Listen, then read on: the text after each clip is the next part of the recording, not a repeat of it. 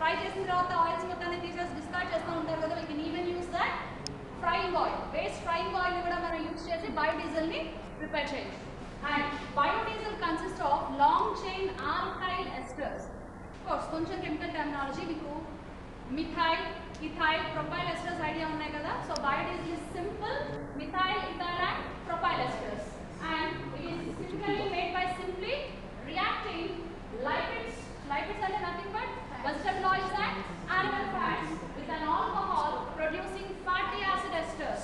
So it forms the corresponding ester, and then it can be used for standard diesel engines either directly or we can blend it with even diesel, petrol diesel fractions.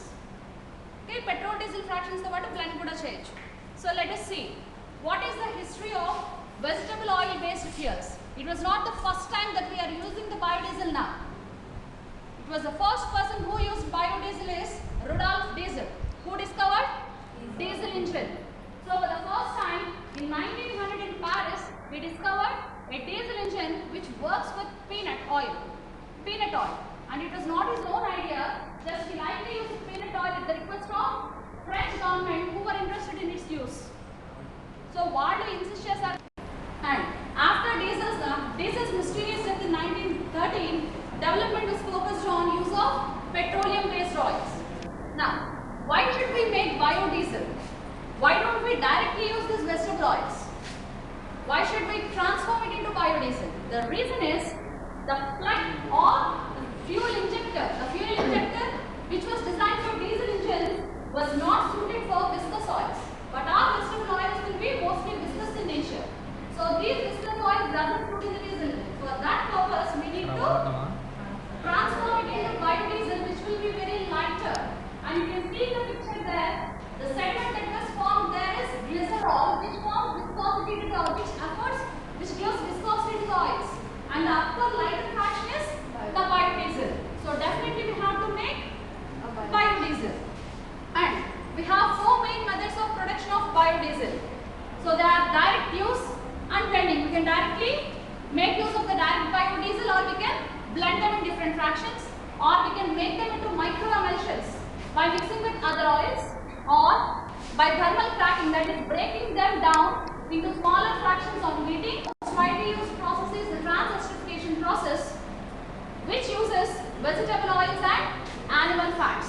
The simple process that is involved is reaction of fat with oil, which forms fatty acid ester. Let us see how is that possible. Each and every fat consists of triglycerides. They consist of triglycerides, and also alcohol will consider equivalent to alcohol here, and 3 fatty acid chains. Triglycerides, that means 3 fatty acid chains.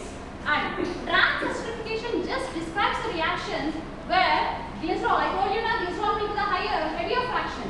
So in this trans-esterification process, we simply transform this glycerol with a lighter alcohol, lighter and less viscous, which will be less viscous. So we'll transform it, we'll just replace it with alcohol. So what happens, like methanol or ethanol? Then what happens? And also for this process we use a catalyst like potassium hydroxide or sodium hydroxide. Simply I'll show you a picture. Just see. So here you can see a triglyceride. That means 3 molecules of fatty acid which are visible as straight lines, and that is glycerol molecule. White colored big dot is a glycerol molecule. And when you are using methanol or ethanol, what happens? The heavier glycerol molecule is replaced by smaller alcohol molecule, and here it's not a complex structure like this. All the 3 fatty acids are not a simple glycerol molecule. One fatty acid molecule is attached to one alcohol molecule, so that the oil will become lighter and even less viscous. It will be lighter in weight and it will be less viscous. Okay, so one triglyceride molecule is converted into 3 monoalkyl esters. That means from